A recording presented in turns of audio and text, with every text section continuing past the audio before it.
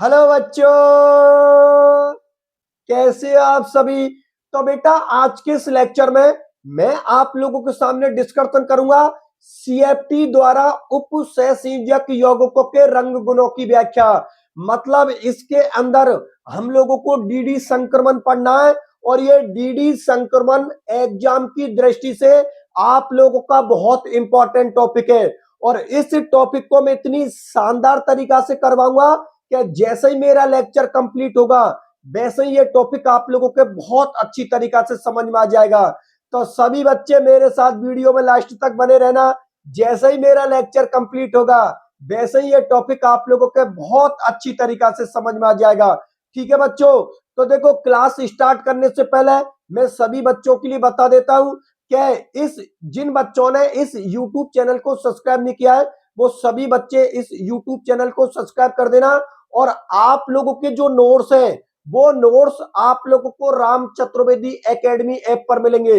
देखो बच्चों, मैं आप लोगों के लिए बता देता हूं कि जो भी मैं आप लोगों को पढ़ा रहा हूं वो मैं नोट्स के अकॉर्डिंग ही पढ़ा रहा हूं। जो मेरे नोट्स हैं उनके अकॉर्डिंग ही मैं आप लोगों की सारी क्लासेस ले रहा हूं। इसलिए मैं चाहता हूं कि सभी बच्चों के पास में मेरे वाले नोट्स होने चाहिए। और नोट्स इतने शानदार है कि आप लोग एक बार नोट्सों को देखना, उनकी लैंग्वेज को देखना। बहुत शानदार नोट्स हैं, आप लोगों को बहुत पसंद आएंगे क्योंकि इन नोट्सों को मैंने खुद ने बनाकर तैयार किया है। रातों को जाग जाग कर मैंने आप लोगों के नोट्सों को बनाकर तैयार किया है। आप लोग नोट्सों को देखना, बहुत अच्छे नोट्स हैं। नोट्स बच्चों आप लोगों के दोनों मीडियम में, हिंदी मीडियम और इंग्लिश मीडियम में। तो हिंदी मीडियम वाले बच्चों को हिंदी मीडियम के नोट्स मिल जाएंगे और इंग्लिश मीडियम वाले बच्चों को इंग्लिश मीडियम के नोट्स मिल जाएंगे। ठीक है ना। तो आप प्ले स्टोर पर जाओ, वहां से राम चतुर्वेदी एकेडमी ऐप को डाउनलोड कर लेना। ऐप की पहचान बता देता हूं बच्चों, जब आप प्ले स्टोर पर जाओगे वहां पर राम चतुर्वेदी एकेडमी सर्च करोगे तो वहां पर मेरा ऐप आप लोगों को शो हो जाएगा। और ऐप का जो लोगो है ना उस लोगो पर मेरा फोटो लगा होगा और मेरे फोटो से आप लोग पहचान जाना कि ये सर का ही ऐप है। ठीक है बच्चों, तो सभी बच्चे ऐप को डाउनलोड कर लेना। और जिन बच्चों ने अब तक इस चैनल को सब्सक्राइब नहीं किया है वो सभी बच्चे चैनल को सब्सक्राइब कर देना। और जितने भी आप लोगों के फ्रेंड हैं उन सभी फ्रेंडों के बीच में आप लोग इसकी लिंक को शेयर कर देना, जिससे से ज्यादा बच्चे हमारे इस परिवार का सदस्य बन सके। ठीक है बच्चों, तो चलो ठीक है, अब मैं मेरे लेक्चर को स्टार्ट करता हूं। तो देखो एक बार फिर से मैं आप लोगों के लिए बता देता हूं, आज के इस लेक्चर में जो मैं डिस्कशन करने वाला हूं वो मैं डिस्कशन करने वाला हूं कि सीएफटी द्वारा उपसंयोजक यौगिकों के रंग गुणों की व्याख्या, मतलब डीडी संक्रमण। अब आप लोगों को पता है कि सीएफटी सिद्धांत ने उपसंयोजक यौगिकों के बहुत सारे गुणों को समझाया था। उनमें एक रंग गुण भी इसका सबसे इंपॉर्टेंट टॉपिक है। और रंग गुणों के अंदर ये डीडी संक्रमण है ना, ये सीएफटी सिद्धांत ने बहुत बढ़िया तरीका से एक्सप्लेन किया था। अब ये डीडी सिद्धांत, जो डीडी संक्रमण है, ये डीडी संक्रमण क्या है और सीएफटी सिद्धांत ने इसको किस तरीका से एक्सप्लेन किया और ये डीडी संक्रमण किस तरीका से किसी भी संकुल के रंग गुणों को एक्सप्लेन करता है, इस बारे में हम लोग डिस्कशन करेंगे। तो देखो ध्यान से समझ के चलो। इस डीडी संक्रमण को समझने के लिए यहां पर मैं आप लोगों के लिए एक एग्जांपल ले रहा हूं। उस एग्जांपल के आधार पर हम लोग समझेंगे कि आखिरकार ये डीडी संक्रमण है क्या है। तो देखो बच्चों, यहां पर मैं एक एग्जांपल ले रहा हूं आप लोगों के सामने। यहां पर ले लिया मैंने TiH2 का होल 6 और इस पर कितना चार्ज है +3। अब यहां पर आप लोग टाइटेनियम की ऑक्सीडेशन स्टेट निकाल लो। तो आप लोगों को पता है कि H2O तो उदासीन लिगेंड है, तो यहाँ पर टाइटेनियम मतलब Ti की ऑक्सीडेशन स्टेट कितनी है बच्चों, यहाँ पर Ti की ऑक्सीडेशन स्टेट है +3। तो इसका इलेक्ट्रॉनिक कॉन्फ़िगरेशन, भाई Ti के इलेक्ट्रॉनिक कॉन्फ़िगरेशन हम क्या लिखते हैं, ये होता है आप लोगों का AR18 और ये हो गया आप लोगों का 3D, ये हो गया आप लोगों का 3D2 और 4H2। अब देखो ये टाइटेनियम का इलेक्ट्रॉनिक कॉन्फ़िगरेशन होता है, मतलब इलेक्ट्रॉनिक विन्यास होता है। लेकिन आप लोगों को पता है कि यहाँ पर टाइटेनियम की ऑक्सीडेशन स्टेट कितनी है +3। तो 3 इलेक्ट्रॉनों को आप लोग बाहर निकाल दो तो 2 इलेक्ट्रॉन तो किसके निकल जाएंगे, S के निकल जाएंगे और 1 इलेक्ट्रॉन किसका निकल जाएगा, D का निकल जाएगा। तो लास्ट में कंडीशन ये बनेगी कि S में तो आप लोगों का एक भी इलेक्ट्रॉन नहीं बचेगा, ठीक है ना। और डी के अंदर आप लोगों का 1 इलेक्ट्रॉन बचेगा, ठीक है ना। डी के अंदर कितना इलेक्ट्रॉन बचेगा, 1 इलेक्ट्रॉन। अरे बिल्कुल सही बात है ना। टाइटेनियम का जो इलेक्ट्रॉन कॉन्फ़िगरेशन होता है वो क्या होता है Ar18 3d2 4s2। लेकिन यहाँ पर टाइटेनियम की जो ऑक्सीडेशन स्टेट है ना बच्चों, वो यहाँ पर प्लस के 3 है, तो कॉमन सी बात है 3 इलेक्ट्रॉन हम लोगों को बाहर निकालने पड़ेंगे। तो 2 इलेक्ट्रॉन तो हमने एस के निकाल दिए और 1 इलेक्ट्रॉन हमने डी का निकाल दिया, तो डी में हमारे पास में एक ही इलेक्ट्रॉन बचा। मतलब ये कौन सा कॉन्फ़िगरेशन बचा, 3d1 विन्यास, क्योंकि इसमें तो 0 है तो अब इससे तो कोई मतलब नहीं है। और टाइटेनियम का परमाणु क्रमांक कितना होता है, 22 होता है। बात समझ में आ गई? चलो ठीक है, अब देखो ध्यान से समझ के चलो, आप लोग अच्छी तरीका से जानते हो, इससे पहले वाले लेक्चरों में हम लोग पढ़ चुके हैं कि टाइटेनियम मेटल होती है और इससे 6 लिगेंड जुड़ने के लिए आते हैं। अब जब किसी मेटल से 6 लिगेंड जुड़ने के लिए आते हैं तो वो अष्टफलकीय संकुलों का निर्माण करते हैं। ये बात हम पहले पढ़ चुके हैं कि जब भी मेटल से 6 लिगेंड जुड़ने के लिए या 6 लिगेंड संकुल बनाने के लिए जानते हैं तो अष्टफलकीय संकुलों का निर्माण होता है, ठीक है ना। और ये लिगेंड मेटल के पास में किस एंगल से जाते हैं, ईजी ऑर्बिटल। तो आप लोगों को पता कि अष्टफलकीय संकुलों में T2G निम्न ऊर्जा स्तर की होती है और Eg उच्च ऊर्जा स्तर की होती है, क्योंकि लिगेंड Eg कक्षकों को ज्यादा रिपल्सन करते हैं तो उनकी एनर्जी ज्यादा हो जाती है, और T2G कक्षकों को कम रिपल्सन करते हैं तो उनकी एनर्जी कम हो जाती है। कहने का मेरे मतलब ये हुआ कि टाइटेनियम की जो 5d ऑर्बिटल है ना, उनका क्या हो जाता है, विभाजन हो जाता है। किसकी प्रेजेंस में, इस लिगेंड H2O की प्रेजेंस में। तो कंडीशन क्या बनेगी, बोर्ड की तरफ देखो आप लोग, ये कंडीशन बनेगी बेटा आप लोगों की, यहां पर लिख देता हूं मैं, डी की 5 ऑर्बिटलों को लिख देता हूं। देखो ये डी की मैंने 5 ऑर्बिटल लिख दी, जिनके नाम आप लोगों को पता क्या है, D X Y, D Y Z, D X Z, D X square minus Y square, और ये हो गई डी जेड स्क्वायर, ठीक है। इसमें शुरू की 3 जो D X Y, D Y Z, D X Z, इनको बोलते हैं हम T2G कक्षक। ये सारी चीज आप लोगों को पढ़ा चुका हूं, और इनको बच्चों हम बोलते हैं Eg कक्षक, ठीक है ना। इनको हम क्या बोलते हैं, Eg कक्षक। और ये समान ऊर्जा की डी कक्षक होती है, मैं लिख देता हूं समान ऊर्जा की डी कक्षक, मतलब सबकी एनर्जी क्या होती है, समान होती है, इसीलिए इनको हम क्या बोलते हैं, समभ्रंश कक्षक। समभ्रंश कक्षक इंग्लिश में क्या बोलते हैं, डीजेनरेट डी ऑर्बिटल, समभ्रंश कक्षक। चलो ठीक है, अब देखो आप लोगों को पता है यहां पर कॉम्प्लेक्स कौन सा लिया है मैंने, संकुल कौन सा लिया है, यहां पर संकुल लिया है मैंने TiH2O का होल 6 प्लस के 3, मैंने क्या लिया है बेटा, आप लोगों का संकुल लिया है, ठीक है ना। इस संकुल के बारे में हम लोग डिस्कशन कर रहे हैं, और आप लोगों को पता कि एनर्जी नीचे से ऊपर जाने पर बढ़ती है, इसको भी मैंने आप लोगों के सामने शो कर दिया, ठीक है। मेटल की कितनी ऑर्बिटल है आप लोगों की, 5d ऑर्बिटल है। अभी लिगेंड मेटल के पास में संकुल बनाने के लिए नहीं गया है, लेकिन जैसे ही लिगेंड मेटल के पास में संकुल बनाने के लिए जाएगा, इस 5d ऑर्बिटलों को क्या हो जाता है, विभाटन हो जाता है, मतलब विभाजन हो जाता है, जिनमें ये लिगेंड Eg कक्षकों को ज्यादा रिपल्सन करता है, इसलिए उनकी एनर्जी ज्यादा हो जाती है, और T2G कक्षकों को वो कम रिपल्सन करता है तो उनकी एनर्जी कम हो जाती है। अष्टफलकीय संकुलों में हम लोगों ने यही पढ़ा है।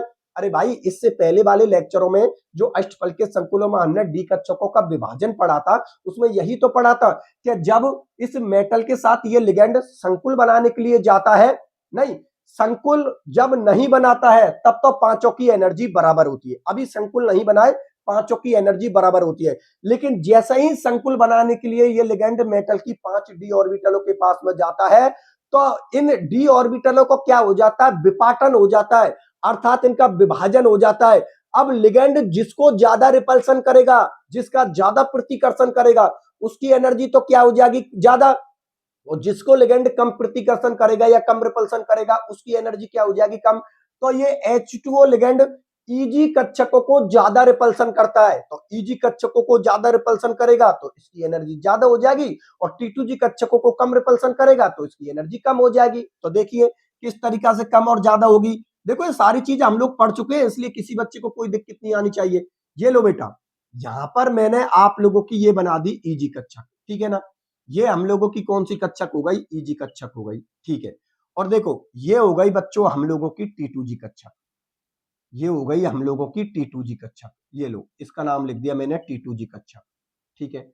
इसके नाम लिख दो DXY, DYZ, DXZ, ठीक है। इसका लिख दो DX square minus Y square, और ये हो गई आप लोगों की, ऊपर लिख देता हूं DX square minus Y square, और ये हो गई DZ स्क्वायर, ठीक है। ये चीज हम लोग पढ़ चुके हैं। ये हो गए औसत ऊर्जा स्तर, यहां पर लिख देता हूं औसत ऊर्जा स्तर। ठीक है, अब देखो आप लोगों को पता है कि टीआई मेटल होती है, डी ब्लॉक की एलिमेंट होती है, मतलब डी ब्लॉक का तत्व होता है, और H2O है ना, ये H2O दुर्बल लिगेंड है। भाई स्पेक्ट्रो रासायनिक श्रेणी में हम लोग देख चुके हैं कि जो H2O लिगेंड है ना, वो H2O एक दुर्बल लिगेंड है। तो दुर्बल लिगेंड है यदि H2O, तो इस T2G और EG का जो ऊर्जा अंतराल है, अर्थात इसके CFSE के मान क्या होंगे, कम होंगे, क्योंकि H2O एक दुर्बल लिगेंड है। तो दुर्बल लिगेंड है तो मेटल की डी ऑर्बिटल को कम रिपल्सन करेगा, कम रिपल्सन करेगा तो T2G और EG का ऊर्जा अंतराल क्या रहेगा, कम रहेगा। ये बात आप लोगों को पता होनी चाहिए, क्योंकि इस बात की अभी मुझे जरूरत पड़ेगी। बात समझ में आ गई ना? चलो ठीक है, तो पहले तो इसको क्लियर करते हैं, फिर अगले वाले कॉन्सेप्ट को पकड़ते हैं। तो देखो EG की ऊर्जा कितनी बढ़ेगी और T2G की ऊर्जा कितनी बढ़ेगी, तो ये मैं आप लोगों के लिए पढ़ा चुका हूं। यहां पर औसत ऊर्जा स्तर से EG की ऊर्जा जो बढ़ेगी बेटा, वो बढ़ेगी प्लस 0.6 डेल्टा ओ या प्लस 6 DQ। ये हम लोग पहले पढ़ चुके हैं। T2G की एनर्जी कितनी कम होगी, माइनस 0.4 डेल्टा ओ या माइनस 4 DQ। ठीक है, अब देखो यहां पर आप लोगों को पता है कि 3D के अंदर कितना इलेक्ट्रॉन है, आप लोगों का एक इलेक्ट्रॉन है। 3D में कितना इलेक्ट्रॉन है, एक इलेक्ट्रॉन है। तो बेटा एक इलेक्ट्रॉन आप लोग यहां पर बढ़ दीजिए, क्योंकि केस मैंने किसका ले रखा है, यहां पर केस लिया है मैंने TiH2 को होल 6 प्लस के 3। इसका मतलब 3D ऑर्बिटल के अंदर कितना इलेक्ट्रॉन है, आप लोगों का एक इलेक्ट्रॉन। एक इलेक्ट्रॉन मैंने यहां पर भर दिया। अब देखो आप लोग अच्छी तरीका से जानते हो कि जिस ऑर्बिटल की एनर्जी कम होती है उसमें हम इलेक्ट्रॉन पहले भरते हैं। तो अब ये जो इलेक्ट्रॉन है ना आप लोगों का, इसको हम कहां पर भरेंगे, यहां पर जो निम्न ऊर्जा स्तर की होगी उसमें इलेक्ट्रॉन हम पहले भरेंगे। तो ये तो निम्न ऊर्जा स्तर की हो गई और ये उच्च ऊर्जा स्तर की हो गई, क्योंकि हम लोग अच्छी तरीका से जानते हैं कि एनर्जी नीचे से ऊपर जाने पर बढ़ती है। इसका मतलब ये हुआ कि इसकी एनर्जी क्या होती है, कम होती है, और इसकी एनर्जी ज्यादा होती है। तो जिसकी एनर्जी कम होती है ना, उसी में हम पहले इलेक्ट्रॉन भरते हैं। तो ये वाला जो इलेक्ट्रॉन है ना, ये मैंने कहां पर भर दिया बच्चों, यहां पर भर दिया। ठीक है ना, ये वाला इलेक्ट्रॉन मैंने क्या पर भर दिया, यहां पर भर दिया। अब देखो आप लोग इस T2G और EG कक्षकों के ऊर्जा अंतराल को हम CFSE बोलते हैं, जिसको किससे शो करते हैं हम, डेल्टा O। आप लोगों को ये सारी चीजें पहले पढ़ा चुका हूं। इसको डेल्टा O या हम 10 DQ से शो करते हैं। ये सारी चीज हम लोग पहले पढ़ चुके हैं, तो इसमें तो किसी बच्चे को कोई दिक्कत ही नहीं होनी चाहिए।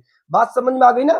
T2G कक्षक और EG कक्षकों के जो ऊर्जा अंतराल होता है ना, उसको हम CFSE अर्थात क्रिस्टल क्षेत्र विपाटन ऊर्जा कहते हैं, जिसको डेल्टा O या 10 DQ से हम लोग शो करते हैं। बात समझ में आ गई?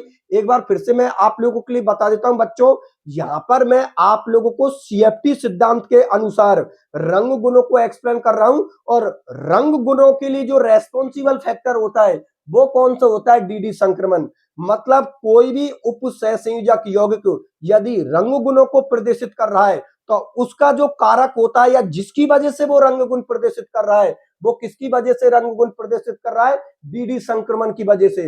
अब ये DD संक्रमण क्या है, इसको एक्सप्लेन करने के लिए मैंने यहां पर एक एग्जांपल लिया है, TiH2 को होल 6 प्लस के 3, जहां पर टाइटेनियम की डी ऑर्बिटल में कितना इलेक्ट्रॉन है, एक, क्योंकि 3 इलेक्ट्रॉन 4 इलेक्ट्रॉन होते हैं टाइटेनियम के में, 2 तो किसके होते हैं, एस के, और 2 किसके होते हैं, डी के। लेकिन यहां पर इसकी ऑक्सीडेशन स्टेट प्लस के 3 होती है, तो 2 तो एस के बाहर निकल जाएंगे और 2 में से एक डी का बाहर निकल जाएगा, तो डी के पास में एक ही इलेक्ट्रॉन बचेगा। वो डी का एक इलेक्ट्रॉन मैंने यहां पर भर दिया।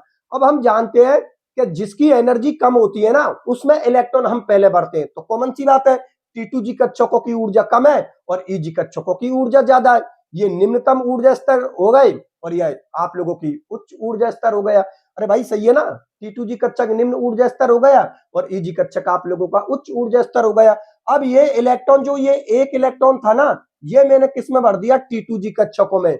अब देखो ध्यान से समझ कर चलना, ये जो आप लोगों का एक इलेक्ट्रॉन है ना, इस एक इलेक्ट्रॉन को हमने सनलाइट की प्रेजेंस में इसको ऊर्जा दे दी। आप लोगों को पता है कि जब सनलाइट की प्रेजेंस में हम किसी को ऊर्जा देते हैं तो किसके रूप में देते हैं, फोटोन के रूप में देते हैं, एच न्यू के रूप में देते हैं। ये सारी चीजें हम लोग पहले पढ़ चुके हैं। तो देखो ये इलेक्ट्रॉन हमारा किस में था, निम्नतम अवस्था में था, लेकिन इस इलेक्ट्रॉन को अपने बाहर से एनर्जी दे दी, बाहर से ऊर्जा दे दी, किसके रूप में, फोटोन के रूप में, अर्थात एच न्यू के रूप में। तो ये इलेक्ट्रॉन जैसे ही उस ऊर्जा को लेगा, ये इलेक्ट्रॉन क्या हो जाएगा, उत्तेजित हो जाएगा और अपनी T2G कक्षक से उछल कर किसमें चला जाएगा, EG कक्षक में।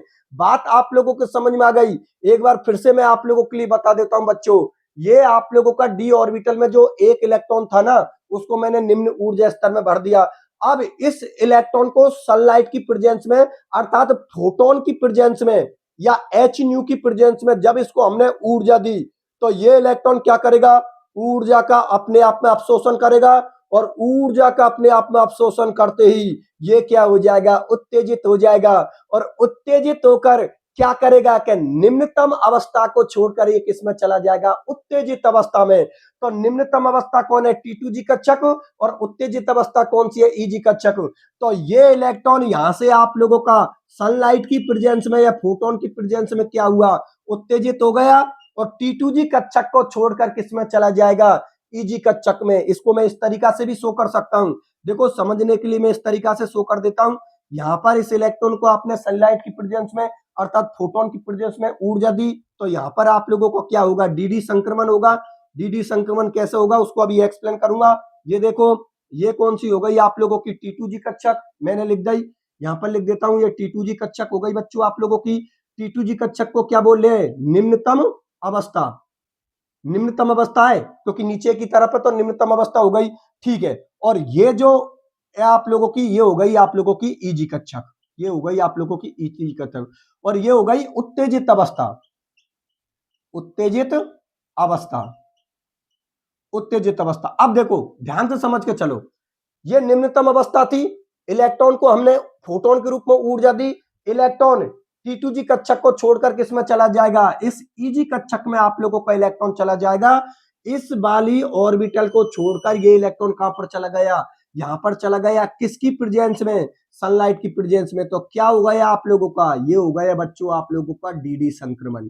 और ये DD संक्रमण ही कलर के लिए रेस्पॉन्सिबल होता है, अर्थात इस DD संक्रमण की वजह से ये TiH2O6+3 जो संकुल है ये बैंगनी रंग का होता है। मैं लिख देता हूं, ये जो आप लोगों का संकुल है ना बेटा, ये बैंगनी रंग का होता है, अर्थात कलरफुल होता है, अर्थात क्या होता है, ये रंगीन होता है। और ये किसकी वजह से रंगीन होता है, इस DD संक्रमण की वजह से। और सवाल आपका ये हुआ कि सर इसको हम DD संक्रमण क्यों बोल रहे हैं, क्योंकि बेटा गौर से देखिए, ये T2G से, ये T2G कक्षक से इलेक्ट्रॉन किसमें गया, EG कक्षक में। तो आप लोगों को पता है ये T2G भी D की कक्षक है और ये EG भी D की कक्षक है, तो D का इलेक्ट्रॉन D में ही गया है, इसीलिए इसको हम DD संक्रमण कहते हैं। अरे भाई यहां पर आप लोगों को पता है D की कितनी ऑर्बिटल होती है, 5 ऑर्बिटल ही तो होती है, जिनमें 3 तो T2G की होती है और 2 EG की होती है।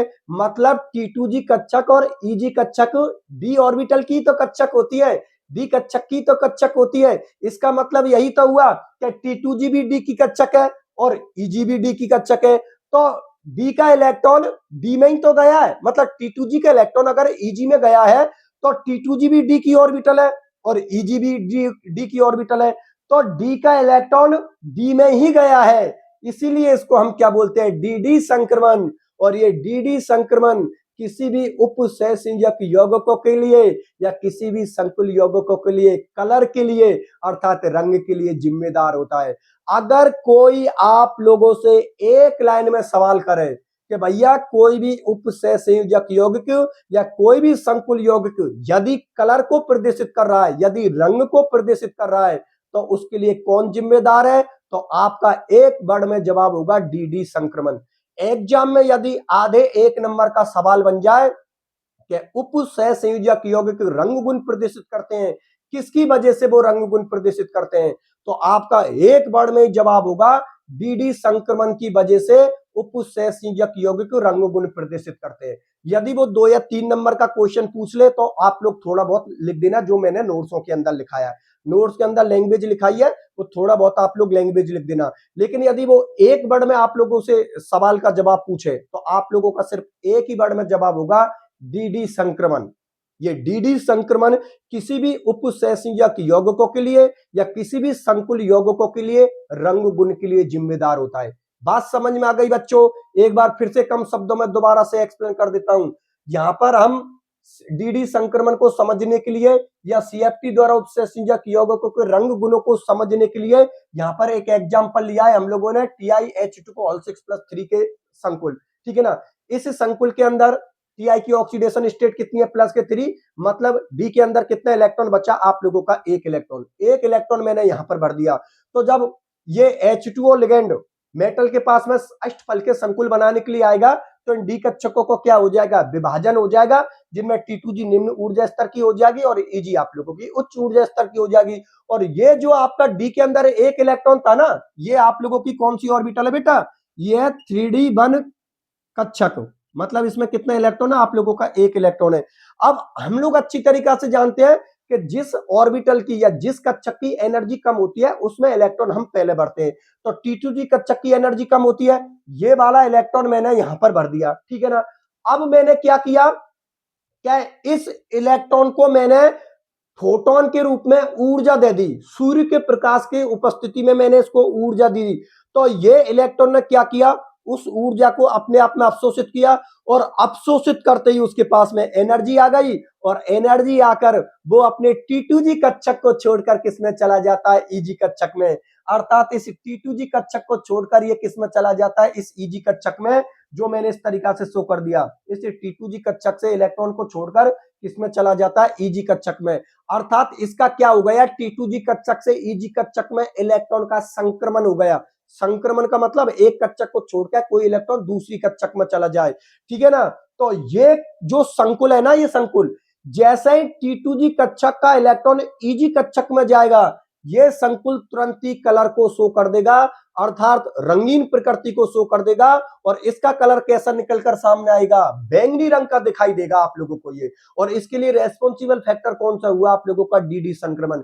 डीडी संक्रमण इसलिए बोल रहा हूं क्योंकि T2G का इलेक्ट्रॉन किसमें गया है, Eg के अंदर। तो T2G भी D की ऑर्बिटल है और Eg भी D की ऑर्बिटल है, तो D का इलेक्ट्रॉन D में ही गया है, इसीलिए इसको हम डीडी संक्रमण बोलते हैं। और संक्रमण का मतलब एक इलेक्ट्रॉन एक कक्षक को छोड़कर दूसरी कक्षक में जा रहा है। बात समझ में आ गई बच्चों। और ये बात मैं एक बार फिर से बता देता हूं कि कोई भी उप सहसंयोजक यौगिक या कोई भी संकुल यौगिक यदि कलर को प्रदर्शित कर रहा है तो वो किसकी वजह से कलर को प्रदर्शित कर रहा है, वो बेटा डीडी संक्रमण की वजह से कलर को प्रदर्शित कर रहा है। और ये टॉपिक आप लोगों का वेरी वेरी इंपॉर्टेंट है। हर क्लास में, चाहे वो आप लोगों का 12th क्लास हो या हायर लेवल की कोई भी क्लास हो आप लोगों की, उन सभी के अंदर आप लोगों को ये डीडी संक्रमण बहुत इंपॉर्टेंट टॉपिक है। तो सभी बच्चे इसको अच्छी तरीका से कर लेना। ये बात आप लोगों को समझ में आ गई बच्चों। चलो ठीक है, अब इस चित्र का नाम और लिख देता हूं। देखो मेरे पास तो जगह कम है, लेकिन मैं आप लोगों से बोल दूंगा चित्र का नाम क्या है। चित्र का नाम यह है बेटा, चित्र TiH2 को होल 6+3 संकुल में रंग गुण या डीडी संक्रमण, आप ऐसे लिख देना TiH2 को होल 6+3 संकुल में डीडी संक्रमण। डीडी संक्रमण ये ज्यादा सही रहेगा, डीडी संक्रमण। बात समझ में आ गई ना। देखो आप लोगों को दिखाई नहीं दे रहा हो, मैं आप लोगों के लिए बता देता हूं। इस चित्र का जो मैंने नाम लिखा है वो ये लिखा है TiH2 को होल 6+3 संकुल में डीडी संक्रमण। बात समझ में आ गई ना बच्चों, ये सारी चीज आप लोगों को समझ में आ गई। चलो ठीक है, बहुत अच्छी बात है। अब सुनो मेरी बात ध्यान से, जो अब बात बोलने वाला हूं बेहद इंपॉर्टेंट है। बेटा एक बात आप हमेशा याद रखना कि यदि आप लोगों के ये डी कक्षकों का विपाटन नहीं हो रहा है तो आप लोगों का कॉम्प्लेक्स कलर को शो नहीं करेगा। अब आप लोग बोलोगे कैसे सर, एक बात बताइए बेटा कि जब लिगेंड मेटल के पास में जाता है तभी तो डी कक्षकों का विभाजन होता है, उससे पहले तो डी कक्षकों का विभाजन नहीं होता है। इसका मतलब यह हुआ कि लिगेंड की उपस्थिति में ही डी कक्षकों का विभाजन होता है, लिगेंड की उपस्थिति में ही डीडी संक्रमण होता है। यदि आपकी मेटल के पास में लिगेंड नहीं है तो वो डीडी संक्रमण को प्रदर्शित नहीं करेगा, और वो जो आप लोगों का संकुल होगा या जो आप लोगों की मेटल होगी वो होगी रंगहीन, अर्थात कलरलेस, कोई भी कलर को शो नहीं करता। देखो आप लोगों को मैंने शुरू की क्लासों में ही आप लोगों के लिए पढ़ाया था कि मैंने क्या बहुत बोली है कि मेरे पास में केवल टीआई मेटल है और कुछ भी नहीं है। ये मेरे पास में टीआई धातु है, मतलब टाइटेनियम धातु है, और मेरे पास में लिगेंड नहीं है। तो ये जो आप लोगों की टाइटेनियम धातु है, ये इस वक्त रंगहीन है, कोई भी कलर शो नहीं करती। लेकिन आप लोगों को पता है कि संकुल बनाने के लिए जब लिगेंड मेटल के पास में आता है तभी जाके डी कक्षकों का विभाजन होता है। उससे पहले इस टीआई की जो 5 डी ऑर्बिटल है, इनकी एनर्जी बिल्कुल समान होती है, इनका विभाजन नहीं होता है। लिगेंड की उपस्थिति में ही डी कक्षकों का विभाजन होता है। तो यदि किसी मेटल के साथ लिगेंड ही जुड़ा हुआ नहीं है, तो लिगेंड जुड़ा हुआ नहीं है, इसका सीधा सा मतलब ये निकलता है कि डी कक्षकों का विभाजन नहीं होगा, और यदि डी कक्षकों का विभाजन नहीं होगा तो फिर डी संक्रमण भी नहीं होगा। इसलिए याद रखना कि कोई भी कॉम्प्लेक्स तभी कलर शो करेगा जब वहां पर लिगेंड प्रेजेंट होगा।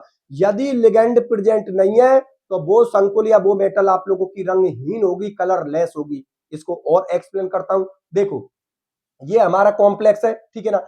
ये अभी मैंने आप लोगों को बताया इसका कलर कैसा होता है, बैंगनी रंग होता है, ठीक है ना। ये कैसे कलर का होता है, बैंगनी रंग का होता है। अब मैंने क्या किया, इस कॉम्प्लेक्स को या इस संकुल को गर्म कर दिया। तो जैसे ही मैंने इस बैंगनी कलर के TiH2 को ऑल 6+3 संकुल को गर्म किया, तो गर्म करते ही आप लोगों को पता वाटर के मॉलिक्यूल्स बाहर निकल जाएंगे। तो पूरे वाटर के मॉलिक्यूल्स बाहर निकल गए, मतलब पूरे H2O लिगेंड आप लोगों के बाहर निकल गए। तो जैसे ही इससे H2O लिगेंड बाहर निकले इस संकुल से, ये संकुल तुरंत ही बैंगनी कलर से क्या हो जाएगा, रंगहीन हो जाएगा। अर्थात ये अब कोई भी कलर शो नहीं करेगा। ये जो कॉम्प्लेक्स है कलर इसलिए शो कर रहा है, या बैंगनी कलर इसलिए शो कर रहा है क्योंकि इस टीआई मेटल के साथ H2O लिगेंड आप लोगों के जुड़े हुए हैं। यदि आप लोगों ने गर्म करके इस कॉम्प्लेक्स से H2O अणुओं को बाहर निकाल दिया तो ये संकुल आप लोगों का रंगहीन हो जाएगा।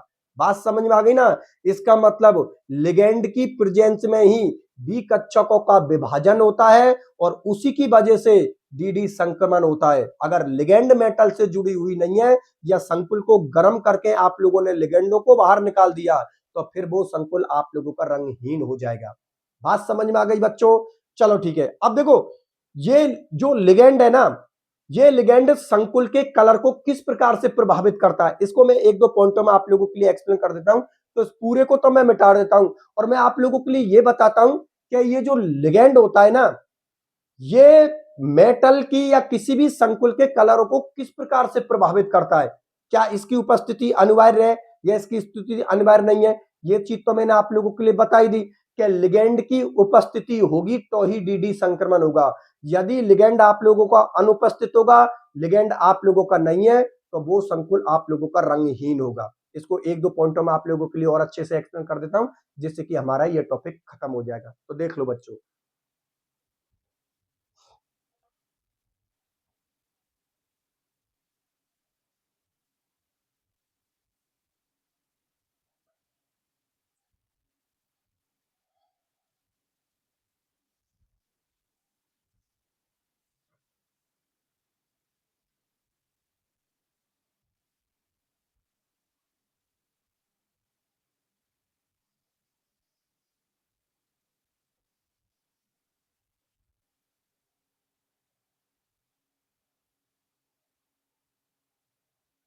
तो देखो बच्चों, बोर्ड की तरफ यहां पर मैंने आप लोगों के सामने दो पॉइंट लिखे हैं।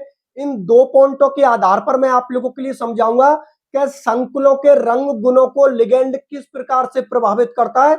इसको हम दो पॉइंटों के आधार पर समझेंगे। तो देखो, अभी थोड़ी देर पहले मैंने आप लोगों के लिए क्या बात बताई है, मैंने आप लोगों के लिए ये बात बताई है कि मेटल आप लोगों की अकेली है, तो मेटल की 5 डी ऑर्बिटल आप लोगों की समान ऊर्जा की होती है। डी ऑर्बिटलों का विभाजन तभी होता है जब लिगेंड मेटल के पास में संकुल बनाने के लिए जाता है। यदि लिगेंड मेटल के पास में संकुल बनाने के लिए नहीं जाएगा तो आप लोगों का ना ही तो संकुल बनेगा, और संकुल नहीं बनेगा तो फिर आप लोगों के डी कक्षकों का विभाजन भी नहीं होगा, और डी कक्षकों का विभाजन भी नहीं होगा तो डी संक्रमण भी नहीं होगा। इसका मतलब डी संक्रमण नहीं होगा तो वो उपसंयोजक यौगिक के संकुल यौगिक कलर भी प्रदर्शित नहीं करेगा। इसका मतलब मेन रोल किसका हो गया, आप लोगों का लिगेंडो का हो गया। बात समझ में आ गई ना। अब उसी को हम दो पॉइंटों के आधार पर समझते हैं। देखो, पहला पॉइंट क्या बोल रहा है, ये NiCl2 जो जल में घोलने पर, ठीक है ना, NiCl2 कोई यौगिक है जो जल में घोलने पर संकुल कौन सा बनाता है, ये NiH2 को होल 6+2 ये आप लोगों का संकुल बनता है, ठीक है। जिसका कलर कैसा होता है, ये हल्के नीले रंग का होता है तथा इसमें एथेन 1,2 डाई एमीन की भिन्न भिन्न मात्राएं मिलाने पर प्राप्त संकुलों के रंग भी भिन्न भिन्न प्राप्त होते हैं, जो कि Na+2 तथा En के अनुपात पर निर्भर करता है। इसमें वो ये बता रहा है, इस वाले पॉइंट के अंदर क्या बता रहा है, मैं पॉइंट नंबर 1 को एक्सप्लेन कर देता हूं। इसमें वो ये बता रहा है कि जो आप लोगों का ये NiCl2 यौगिक है ना, इसको जब हम जल में घोलेंगे तो ये संकुल बनेगा आप लोगों का NiH2+K2, जिसका कैसा कलर होता है, ये हल्के नीले रंग का होता है, ठीक है ना। अब इस संकुल के अंदर आप लोगों ने भिन्न भिन्न मात्रा या अलग अलग मात्रा किसकी मिला दी, एथेन 1,2 डाई एमीन की। तो एक बात बताइए, आप लोगों ने दोनों की मात्राओं को भिन्न भिन्न मिलाया है, इसका कम ले लिया या इसका ज्यादा ले लिया, इसका ज्यादा ले लिया, इसका कम ले लिया, तो जो संकुल का रंग आएगा ना, वो दोनों का अलग अलग आएगा। जिसका आपने ज्यादा लिया है उसका रंग अलग आएगा, और जिसका आपने कम लिया है उसका रंग अलग आएगा। मेरी बात आप लोग समझ में आ गई ना। एक बार फिर से मैं आप लोगों के लिए एक्सप्लेन करता हूं। देखो बेटा, मैं ये बोल रहा हूं कि ये NiCl2 आप लोगों का कोई यौगिक है, ठीक है ना। इसको हमने जल में घोला, जल में घोला, इसका मतलब इसकी रिएक्शन हमने जल से करवा दी, जल से करवा दी तो इसने एक संकुल बना दिया। संकुल कौन सा बनाया है, ये NiH2+K2। तो कॉमन सी बात है, ये संकुल बन गया, डी संक्रमण होगा, मतलब इस लिगेंड की वजह से इसकी डी ऑर्बिटलों का विभाजन हो जाएगा, और डी ऑर्बिटलों का विभाजन हो जाएगा तो कॉमन सी बात है यहाँ पर डी संक्रमण हो जाएगा। और डी संक्रमण होने की वजह से इसका कैसा कलर आएगा, हल्के नीले कलर का संकुल का कलर आएगा। इस संकुल का जो कलर आएगा वो कैसा आएगा, हल्के नीले रंग का आएगा। अब आप लोगों ने क्या किया कि इस संकुल के अंदर अलग अलग मात्रा, मतलब एक बीकर इधर लिया, एक बीकर इधर लिया, इसमें भी मैंने ये NiH2+2 कॉम्प्लेक्स ले लिया, और इसमें भी मैंने ये NiH2+2 कॉम्प्लेक्स ले लिया। दोनों बीकरों के अंदर मैंने ये कॉम्प्लेक्स ले लिया। अब मैंने क्या किया, इस एक बीकर में ये एथेन 1,2 डाइएमीन की मात्रा ज्यादा ले ली, और एक बीकर में मैंने एथेन 1,2 डाइएमीन की मात्रा कम ले ली, मतलब दोनों में डिफरेंस कर दिया, भिन्न भिन्न कर दिया।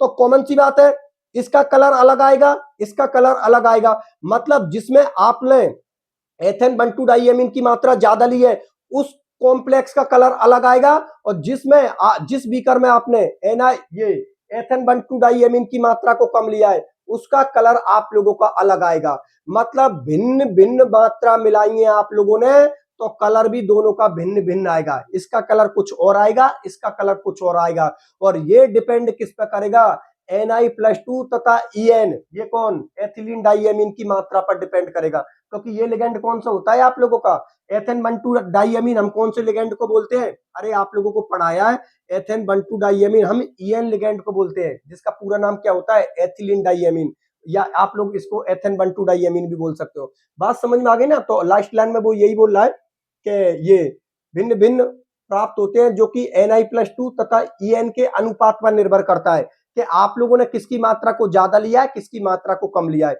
ये डिपेंड किस पर करेगा, मेटल पर डिपेंड करेगा, और मेटल से जुड़े हुए लिगेंड पर डिपेंड करेगा। एक बार फिर से मैं पॉइंट नंबर 1 को आप लोगों के लिए पढ़ के बता देता हूं, अभी समझ में आ जाएगा। देखो बेटा, मैं ये बोल रहा हूं पॉइंट नंबर 1 में कि NiCl2 कोई यौगिक है जिसको हमने जल में घोलने पर NiH2+2 ये संकुल बन गया, ठीक है, जो कि डी संक्रमण की वजह से हल्के नीले रंग का होता है। चलो ठीक है। अब हम लोगों ने क्या किया कि इस संकुल के अंदर हमने एथिलीन डाइएमीन मतलब En की भिन्न भिन्न मात्रा मिलाने पर, अब इसमें हम लोगों ने क्या किया, इस एथेन 1,2 डाइएमीन की या En लिगेंड की भिन्न भिन्न मात्रा मिला दी, तो उनके जो कलर आएंगे ना वो भी उनके भिन्न भिन्न आएंगे, जो किस पर डिपेंड करेंगे, Na+2 आयन और En अर्थात एथिलीन डाइएमीन लिगेंड पर डिपेंड करेंगे। बात समझ में आ गई। लास्ट लाइन में यही लिखा है, जो कि Na+2 तथा En के अनुपात पर निर्भर करता है, मतलब उसकी मात्रा पर डिपेंड करता है कि आपने उसकी मात्रा को कितना लिया है, ठीक है। लास्ट वाले में क्या बोल रहा है वो, जो दूसरे नंबर का पॉइंट है, यहां पर भी लिगेंड इफेक्ट कर रहा है दोनों संकुलों को। कैसे, क्या यहां पर इस Ni मेटल के साथ H2O लिगेंड जुड़ा हुआ है, और यहां पर इस Ni मेटल के साथ NH3 लिगेंड जुड़ा हुआ है। जबकि गौर से देखिए, इस संकुल के अंदर भी ऑक्सीडेशन स्टेट कितनी है, +2, और इस संकुल में भी ऑक्सीडेशन स्टेट कितनी है, +2।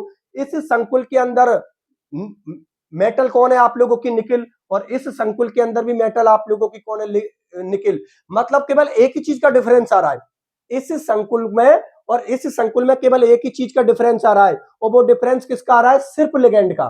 देखो यहां पर H2O लिगेंड है और यहां आप लोगों का NH3 लिगेंड है। यहां पर निकिल मेटल है, तो देखो इधर भी निकिल मेटल है, इसकी ऑक्सीडेशन स्टेट कितनी है, प्लस के, तो भाई इस संकुल की ऑक्सीडेशन स्टेट कितनी है, प्लस के 2, इस संकुल की भी ऑक्सीडेशन स्टेट कितनी है आप लोगों की, प्लस के 2। लेकिन यहां पर 6 लिगेंड आप लोगों को किसके, H2O के, और यहां पर 6 लिगेंड आप लोगों को किसके, NH3 के। तो दोनों संकुलों का कलर भी आप लोगों का डिफरेंट होगा, किन की वजह से, इन लिगेंडों की वजह से। इन लिगेंडों की वजह से इस संकुल का कलर अलग होगा और इस संकुल का कलर अलग होगा। देखो NiH2 को होल 6 प्लस के 2 जो कॉम्प्लेक्स है या संकुल है, उसका कलर कैसा होता है, हरे रंग का। मतलब H2O लिगेंड की वजह से ये संकुल हरे रंग का होता है और इस NH3 लिगेंड की वजह से ये संकुल आप लोगों के नीले रंग का होता है। तो मतलब ये हुआ कि इस कॉम्प्लेक्स को किसने इफेक्टिव किया है, लिगेंड ने इफेक्ट किया है। क्योंकि निकिल मेटल तो दोनों साइड थी भाई, इस संकुल के अंदर भी निकिल मेटल है, इस संकुल के अंदर भी निकिल मेटल है, इस संकुल में भी निकिल की ऑक्सीडेशन स्टेट प्लस के 2 है और इस संकुल में भी निकिल की ऑक्सीडेशन स्टेट प्लस के 2 है। लेकिन डिफरेंस किसका आ रहा था, लिगेंड का आ रहा था। इस संकुल में H2O लिगेंड है और इस संकुल में आप लोगों का NH3 लिगेंड है, और इस लिगेंड की वजह से ही उन दोनों संकुलों का जो कलर होगा या रंग होगा वो क्या होगा, अलग अलग होगा। इस संकुल का रंग हरे रंग का होगा, मतलब ये संकुल हरे रंग का होगा और ये संकुल इस NH3 लिगेंड की वजह से नीले रंग का होगा। बात समझ में आ गई। और ये दोनों ही संकुल किसकी वजह से कलर शो कर रहे हैं, डी संक्रमण की वजह से। क्योंकि जब लिगेंड मेटल के पास में जाएगा तो उसकी 5 डी ऑर्बिटलों का विभाजन कर देगा, जिनमें T2G निम्न ऊर्जा स्तर की होगी, Eg आप लोगों की उच्च ऊर्जा स्तर की होगी, ठीक है ना। और अगर लिगेंड प्रबल है तो ये गैप क्या होगा, ज्यादा, और यदि लिगेंड दुर्बल है तो ये गैप क्या होगा, कम होगा आप लोगों का। और उस जो इलेक्ट्रॉन होगा उसको आप फोटोन के रूप में ऊर्जा दोगे, ऊर्जा लेकर वो इलेक्ट्रॉन उत्तेजित हो जाएगा और निम्न ऊर्जा स्तर को छोड़कर किस में चला जाएगा, उच्च ऊर्जा स्तर में, अर्थात T2G कक्षक को छोड़कर किस में चला जाएगा, Eg कक्षक में। तो उसकी वजह से डी संक्रमण हो जाएगा और बस वही डी संक्रमण उपसहसंयोजक यौगिकों के लिए या संकुल यौगिकों के लिए रंग गुण के लिए जिम्मेदार होता है या कलर प्रॉपर्टीज के लिए रेस्पॉन्सिबल होता है। बात मेरी आप लोग समझ में आ गई ना। मैं फिर से बता देता हूं सभी बच्चों के लिए, अगर एग्जाम में क्वेश्चन एक लाइन का इस तरीका से आ जाए कि उपसहसंयोजक यौगिक या संकुल यौगिक रंग गुण प्रदर्शित करते हैं क्यों, तो आपका सिर्फ इतना ही जवाब होगा, डी संक्रमण की वजह से। बस एक लाइन में जवाब देना। यदि 2 या 3 नंबर का क्वेश्चन पूछता है तो नोट्स तो मैंने थोड़ी बहुत लैंग्वेज लिख रखी है, उतनी आप लोग लैंग्वेज लिख देना, और जो अभी डायग्राम बनाया था उस डायग्राम को भी बना देना, जिससे एग्जामिनर समझ जाएगा कि आप लोगों ने क्या लिखा है। बात समझ में आ गई बच्चों। और इसी के साथ आप लोगों का ये डी संक्रमण खत्म। कलर प्रॉपर्टीज में हम लोगों ने 2 टॉपिक पढ़े थे। पहले टॉपिकों में हमने संकुल यौगिकों के रंगों को पढ़ा था और दूसरे टॉपिक में हमने ये पढ़ा है कि सीएफटी सिद्धांत किस तरीका से उपसहसंयोजक यौगिकों के रंग गुणों को एक्सप्लेन करता है और किसके आधार पर सीएफटी सिद्धांत रंग गुणों को एक्सप्लेन करता है, इसी डी संक्रमण की वजह से। बात समझ में आ गई बच्चों। तो इसी के साथ आज का ये लेक्चर आप लोगों का कंप्लीट होता है। अगर किसी भी बच्चे का कोई डाउट होता है तो आप लोग कमेंट सेक्शन में लिख देना, मैं आप लोगों को रिप्लाई दे दूंगा। ठीक है बच्चों। तो देखो बच्चों, आज के लेक्चर को हम यहीं पर रखते हैं। मिलता हूं फिर अगले लेक्चर में, तब तक के लिए बाय बाय।